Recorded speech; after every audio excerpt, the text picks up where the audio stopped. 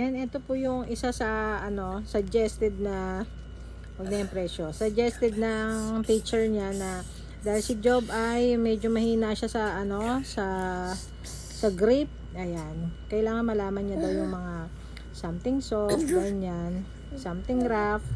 Ayan, kaya bumili po kami nito. Meron pang isa dun eh. Ayan, nabuksan na, nasira niya na. So ito po, ayan, kunin mo na si Job. Ayan, kailangan po yung mga kagaya ng mga anak natin ganito, may mga ganito. Para siyang sand, pero pag ginanyan mo na, mabango siya, amoy bubble gum. Para siya clay. Ayan, o sige. Ayan na po si Job ngayon. Ayan, wow!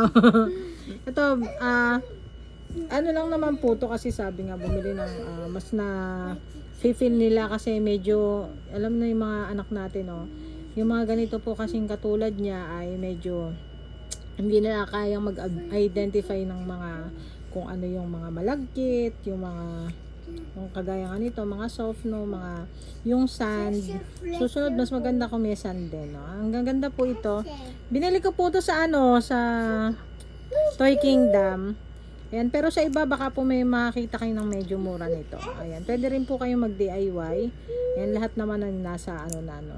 Ayan, so ito lang po ang aming update kay Job. Ayun po si Job, oh. Ayun, oh, naglalaro. Kaya lang, konti lang yung kinuha niya.